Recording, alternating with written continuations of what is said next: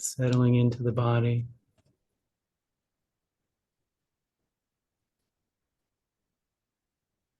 Just letting it be how it is.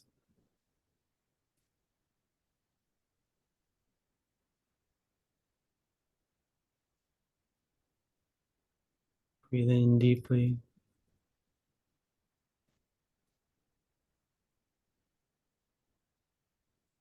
And release on the exhale.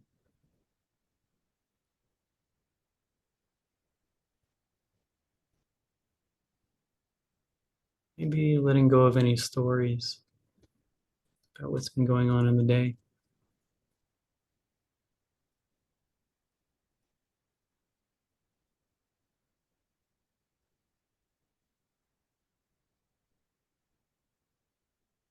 Just resting in the breath. This breath breathing the body.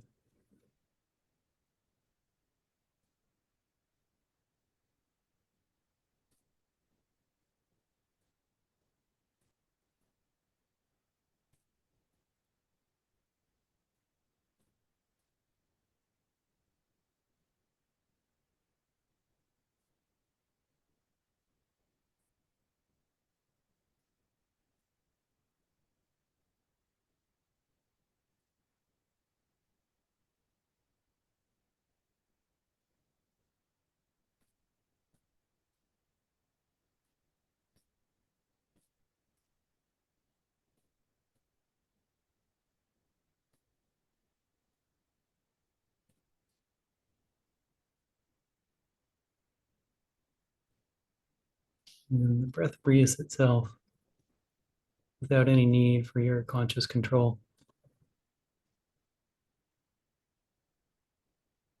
And simply let go of any desire for the breath to be a certain way. And let it arise how it arises.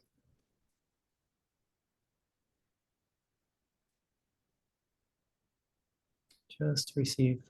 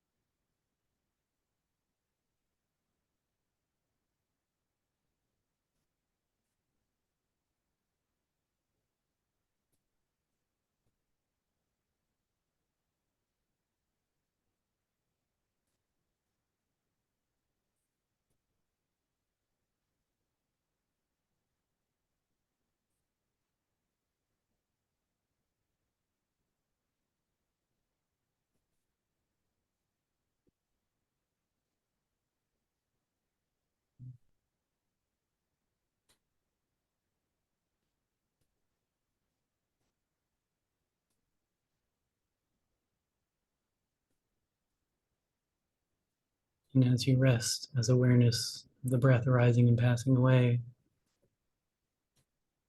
Perhaps you can notice that nothing else needs to be controlled either. There's no facet of experience that needs to be anything other than it is. Perhaps you can simply rest in non-doing.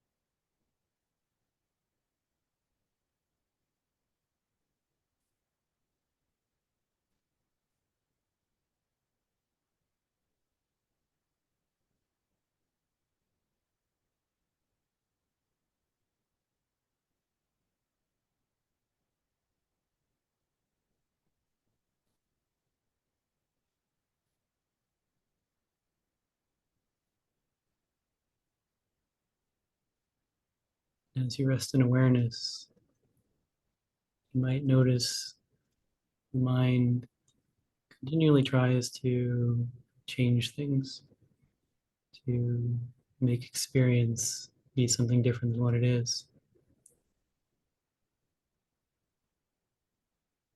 Mind grasps at the world and tries to change it.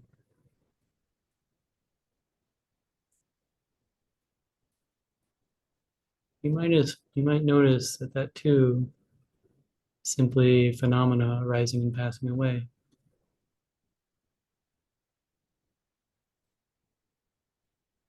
Nothing about that needs to be changed.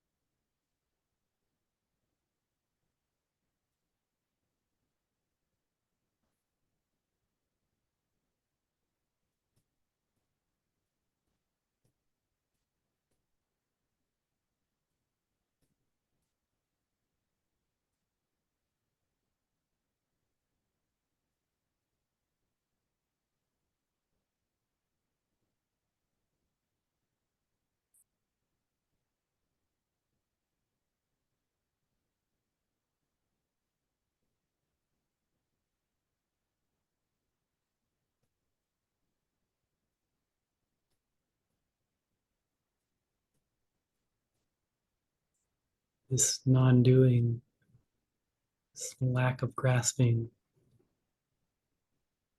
synonymous with resting as awareness, resting in your true nature. You are not these things that come and go, not solely them. What you are is the awareness of those things. And that awareness is unchanged by any phenomena that arise and pass away. Simply aware, no matter what.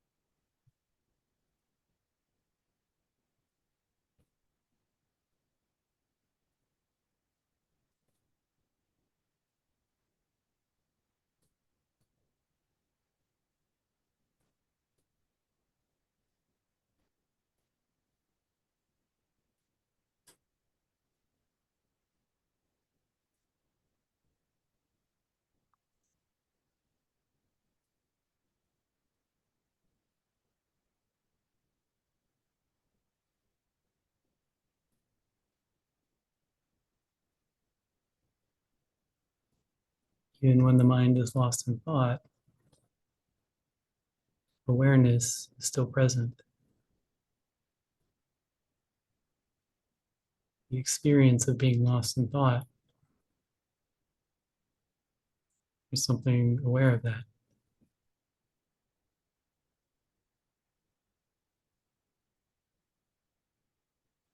Being lost in thought has no implications for who you are, what your true nature is.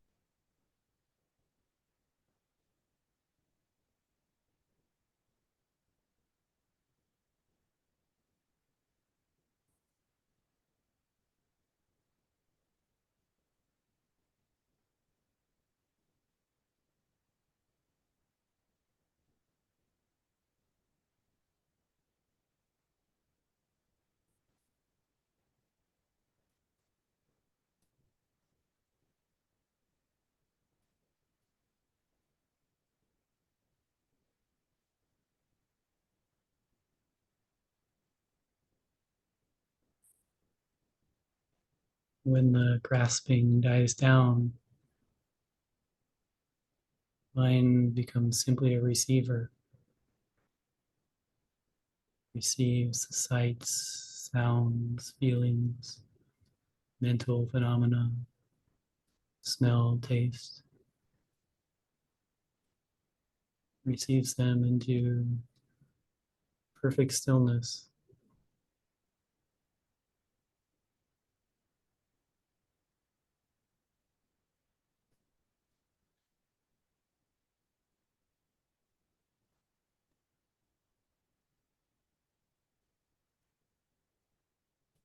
There is some feeling of being the one who receives, being the one who hears or feels the body. That too, this phenomena arising and passing away, is the mind of awareness receiving those signals.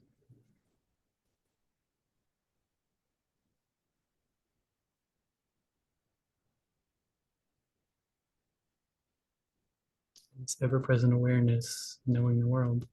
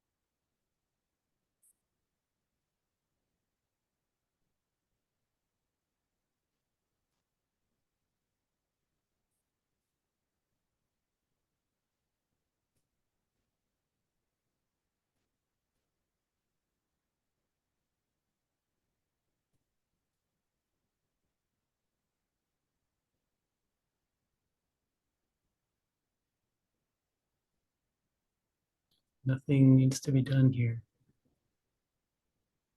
And when nothing is being done, the mind simply receives. Phenomena simply arise and pass away.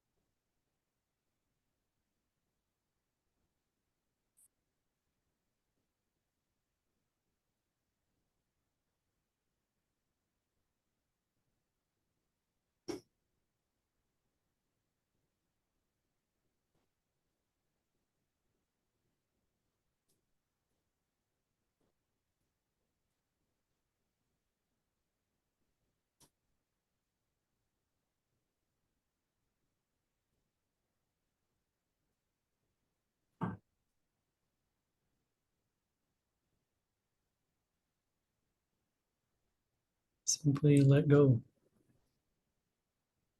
Whatever the mind is grasping at in this moment, it doesn't need to do that. The body will take care of itself for the next few minutes. Simply let go. Even if that means letting go, letting go. Just let go. There's nothing for you to do here.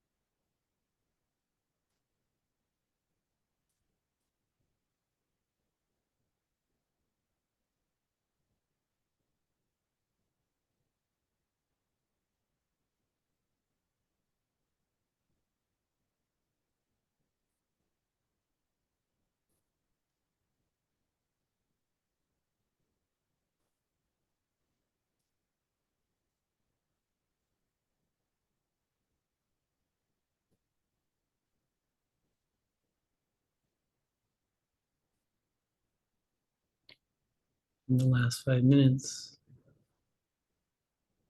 simply let go and rest in the peace that is revealed to be already present.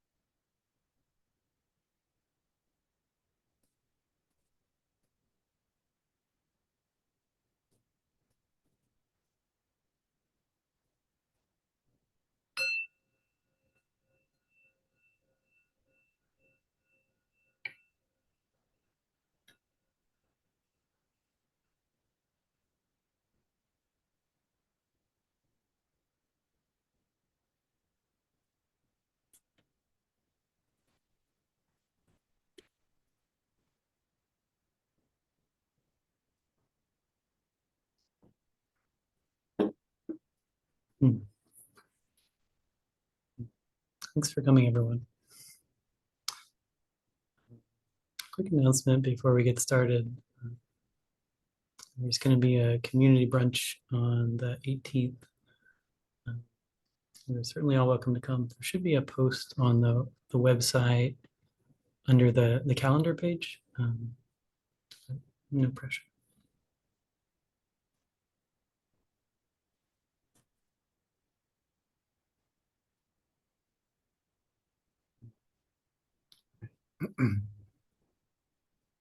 We are amazing storytellers. Not only that, we are very prolific about our stories too. I've talked before about Sanya, this conceptualization, this process where we take in the sense data of the world, the sight, the sound, the mental phenomena, and we kind of bind it into these like seemingly solid objects. One way you can think of Sanya is like us looking at the world, and Sanya is our answer to the question like, what is this? Stories, which is what I want to talk about tonight. Stories are us looking at the world and answering the question why. Stories are us taking these objects that we create, these concepts, and stringing them together in ways that make sense to us and motivate us to do things in the world and to interact with people. Stories make up the world we live in. In a very real way, we have direct experience of the world, but we don't generally move around based on direct experience. We move around based on what we think is going on, what our stories are. So an analogy I have is, imagine you are in some large forest. You're trying to traverse this forest to get to the other side. You don't just want to like move around randomly. You want to have a path that maybe takes you away from the thorns and the wild animals and stuff. And this is how we use stories in our life. So we are traversing this period of time from now until the time we die. We don't want to just move around randomly and do like random things. We want to have a path through life that gives us happiness and maybe is useful. So we're all kind of sitting here now, and whatever stories have brought us here, you guys are all like very kindly sitting and listening to me. But there's like a functionally infinite amount of things that you could be doing now. You could be walking or talking or on your phone or whatever. And what stories do is they limit this kind of functionally infinite set of things that you could be doing in any moment, and they kind of corral you into like a smaller set of things that you might do. And so it makes us easier, makes it easier for us to like move through the world in that way. So stories funnel the world into a particular set of outcomes, or funnel experience of the world into a particular set of outcomes. So the stories that we live through and that drive our lives are come into us from all over the place. They come from our friends. I've seen some research in the nutrition area that like one of the best ways to predict someone's eating habits is to look at the eating habits of their friends. And this holds true even when somebody has been with their family or their friend group for a long time and maybe moves to another place and has another friend group. They pretty generally like change their eating patterns to match those new people. I think that's true of a lot of our behaviors too. There's these stories about kind of how we should be in the world and how we should live our day-to-day lives that we get from our friends or others. We definitely get stories from our parents. I think many people actually spend their entire lives or much of their lives living out the stories that their parents have impressed upon them or shared with them. in terms of like how one should be successful or what career one should take, your path through life, or like who you should marry or date, or um, stories about how you should um, like be in the world in terms of like being a moral being, like what's good and what's bad. Those can be like quite powerful, and sometimes we don't have a good experience with our parents, and we may rebel against these stories and do the opposite. We also get stories from the media we consume, the songs and the movies and TV shows and books. Uh, my mom was a librarian for probably 30 years, and she like instilled a love of reading in myself and my sisters. And so when I was a kid, I'd spend a great deal of time reading books, and mostly they were these like kind of pulp science fiction and fantasy books, and um, I just like lived in those stories for quite a while, and um, I absorbed like, quite a bit of them into my views of like what I should be doing with my life. Not the actual stories so much, but the kind of like general tropes, like the idea that I should be a force for good in the world, and somebody who maybe like fights for good and fights evil monsters, maybe not so like, literal a way, but just like in general. And, somebody who should be important and have a story told about him, and that sort of thing. That I persisted into my adult life for quite a while, and I can still see the echoes of those patterns. We get stories from with social media and the world in general, which I've talked about before, and I'm sure is of no news to anyone, in terms of how we should be and what we should do to spend our money, and what we should do to be happy, and that sort of thing. We get our stories from ourselves too. The stories that we've told in the past are often very sticky, and we may continue to tell them again and again. And so the process of getting the stories that we use to live our lives is this kind of amorphous communal thing where we're constantly picking up from others like what we should be doing and what is good, and we're like sharing our experience with the world in that way, and like kind of pushing our stories on the world too. So it's this kind of communal process. Stories are usually about the past or the future, stories about how the world has been. Um, so we use the past and future to orient us in the present moment to see like, what we should be doing and what direction we should be going. So, the past was this way, so I should be doing this now. And I want the future to be this way, so I should be doing this. So stories are useful on the one hand, but on the other hand, they can be the source of our suffering when we attach to them. One reason for this is that our stories are often contradictory. Um, imagine you've had experience along the lines of, having somebody ask you to do something for them, and maybe one of the stories you tell is that you want to be liked by people, so maybe you should do this thing that's being asked of you. Maybe another story that you tell is that I am a good person. Maybe this particular thing does not align with your idea of what a good person is. So you have these two stories pulling you in two different directions, and if you buy into them, you're not getting out of that without feeling bad in some way.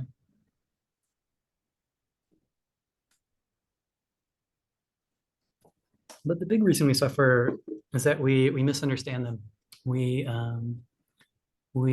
tend to take our stories as true. At least even if we don't think that they're completely true, we think they have some amount of truth to them. We sort of buy into them at least. And it turns out that in reality, this is not the case. Stories have no truth value to them. They're simply fabrications of the mind. And so maybe I can use an example. So imagine imagine you're at work and you finish this report, you turn it into your boss, and your boss calls you up and says, this thing is wrong, and this thing is wrong, and this thing is wrong, and you need to fix them. And so perhaps the story that gets told is that my boss doesn't like my work, or my boss is angry at me. But what's happened in direct experience is that words arose and passed away.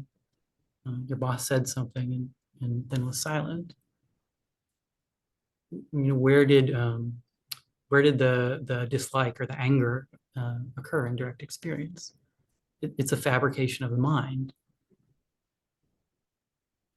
There's a concept in math called curve fitting, and what curve fitting is if you have like a set of discrete points and you want to and curve fitting is like fitting a function to those points. And if you've done curve fitting, you know that for a finite set of points, there's an infinite number of functions that you can fit to that set of points. Jocelyn Law, force rightly. And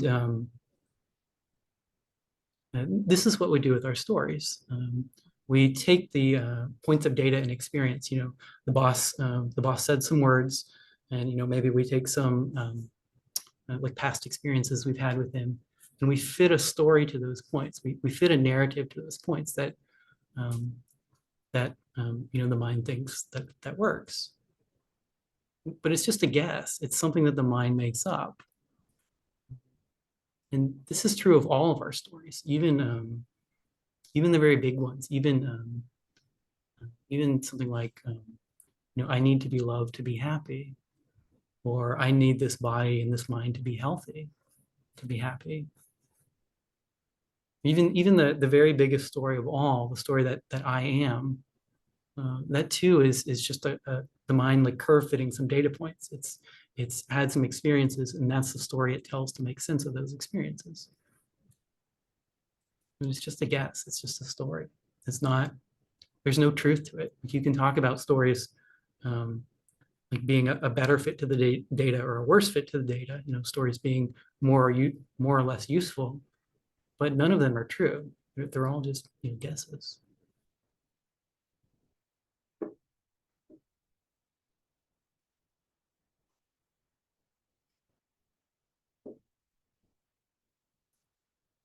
And so the Buddha talked about this, maybe not in these terms exactly, but talked about this idea.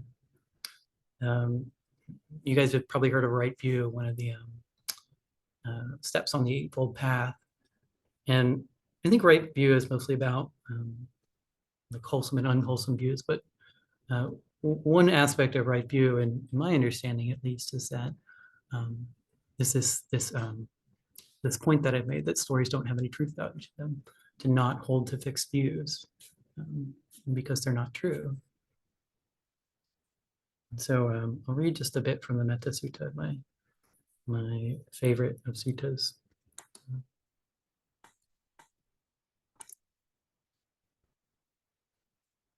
So the Metta Sutta starts off, "This is what should be done by one who is skilled in goodness and who knows the path of peace."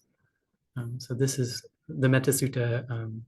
It's kind of telling you how to live your life, or telling you how someone kind of far along in the path would live their life. So it goes through a whole bunch of stuff.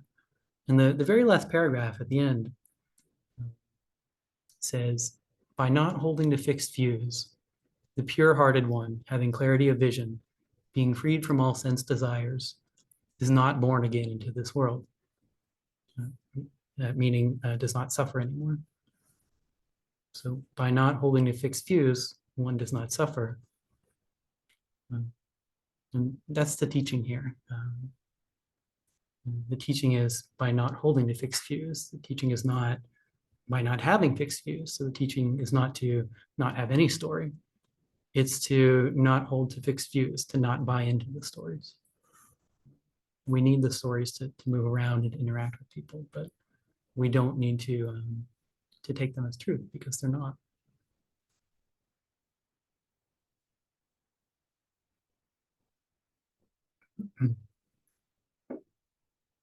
So the task then is to let go of our attachment to stories. And letting go of our attachment to stories means accepting not knowing, because the story is um, um, this kind of solidity, this quote unquote knowledge about the world. It's not true, but that's how it's perceived. And so when we let go, we have to accept that um, we don't have perfect knowledge about the world. We can't say something is true in that way. And we have to accept that we don't know. We don't know who we are. We don't know who someone else is. We don't know what the world is like. We don't know what will happen in the next moment. And that can be it can be very destabilizing and very, very uncomfortable sometimes. I think there's inherently some of that when you have that realization. Um, it's it's often described as a feeling of groundlessness because you don't have any kind of solid ground to stand on when you're questioning all of your stories. Um, but I would suggest that any kind of discomfort or destabilization is worth it. It's a temporary thing, and the mind will accept the new way of seeing the world. And in exchange, you'll have a life with more ease to it. So I would say it's worth it to do, but it's there can be some difficulty involved. Mm. I wanted to talk a little bit about how to work with these stories too. So one technique I have is to um, find a story that comes up, or find a situation that kind of comes up often, and kind of compare experiences. And to explain this, I'll give an example of one I used in my practice. Um, I've been driving for many years, and so I've had the experience of being cut off in traffic many times. Um, and I've noticed that the story I tell when that happens is different, despite the experience being functionally the same. Sometimes the story is, there's what a jerk, he cut me off in traffic and clearly didn't care about me, and there might be some upset involved. But sometimes the story can be like quite different. It can be, oh, this person is clearly suffering. May they be at peace.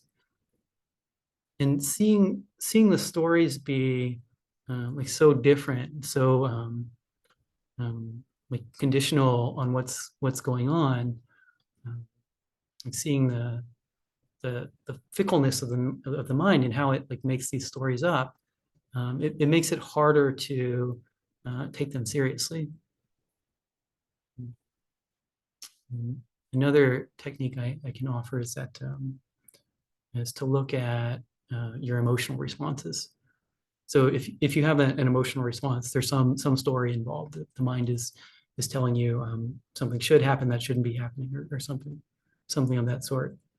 And so you can often look at the emotional response and work backwards to find out what story is being told. And when you get to the bottom of that, you can ask yourself, is this story necessary, or is this whatever I'm wanting, is that necessary?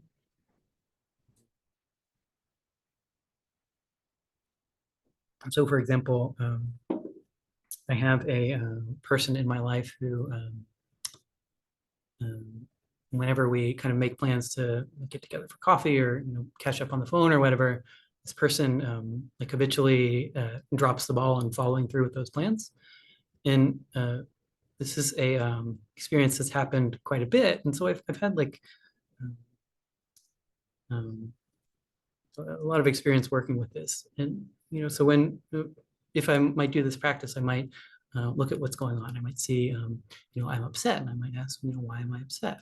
you know uh, this person clearly doesn't respect my time, and clearly doesn't care about me, and it's being very inconsiderate. And I might ask, why is this important? And you might keep going through this kind of process, and there might be different layers of things. And like for this particular experience, the kind of bedrock story at the bottom was that I wanted this person to like me, and this kind of behavior was an indication that wasn't the case. So I could ask myself, do I need this to be true? Do I need this person to like me? And perhaps the answer is no. And if the answer is no, when that story comes up again in the future, that's a thing to remind yourself of. You might understand that perhaps what's going on is this kind of story you've uncovered, and it doesn't really reflect anything you need to happen. And if the answer is yes, perhaps that's a story you can set aside and work with sometime in the future and come at it from a different place.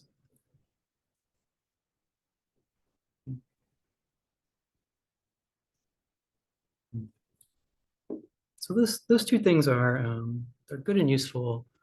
I will say they're limited though, just because like those kind of techniques, you can only apply them to like stories that you understand and are willing to deal with and to face.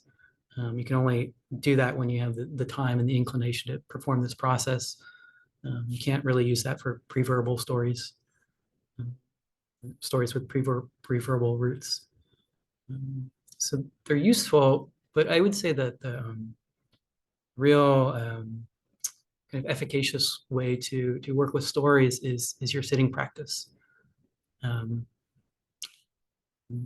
What happens when you sit is you have the intention to set aside all of these kind of external distractions like your phone and talking to other people and stuff like that.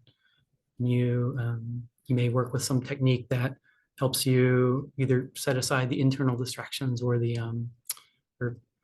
have some equanimity with them, so they don't need to be kind of changed or taken care of. And what tends to happen when that occurs is the mind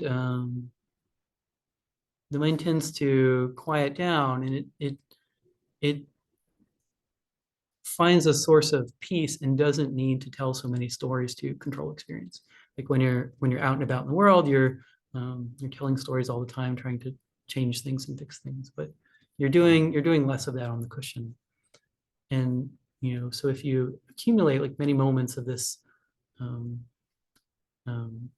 this experience of not being pulled around by stories or being pulled around by stories less, that becomes this this kind of like meta narrative you have about the world, that stories are not don't always need to be present and don't always need to kind of pull you around. And you also see how stories are formed when you're sitting. You can watch that process of a phenomena arising and a story getting attached to that. And so you have that knowledge with you too. And so when your boss says those words to you, go fix your report. If you have this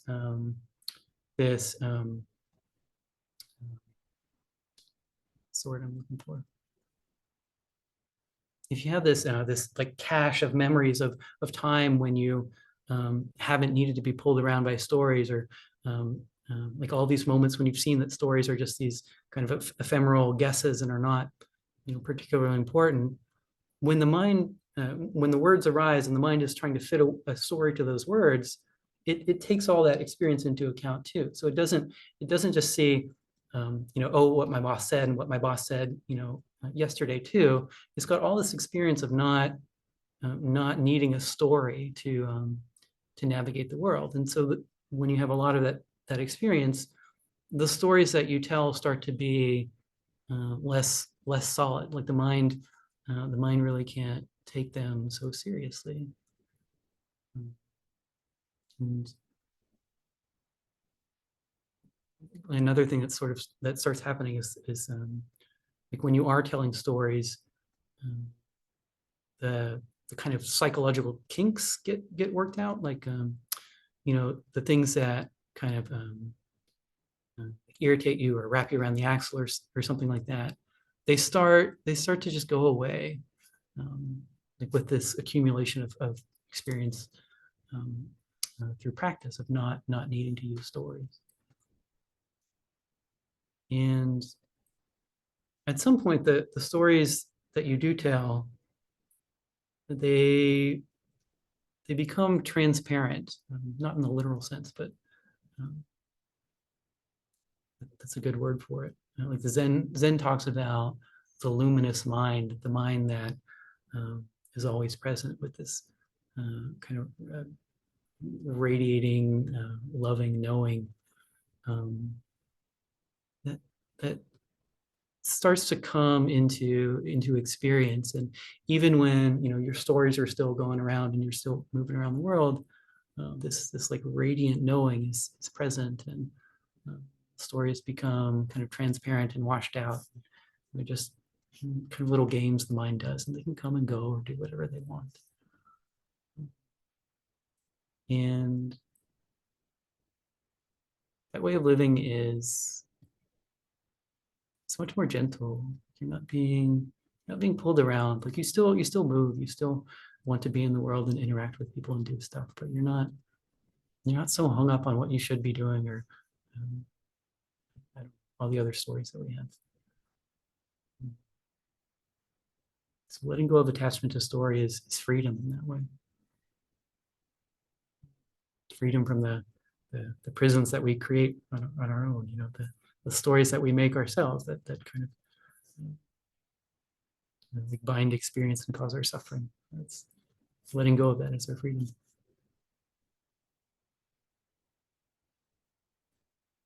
I think that's what I have for you guys tonight.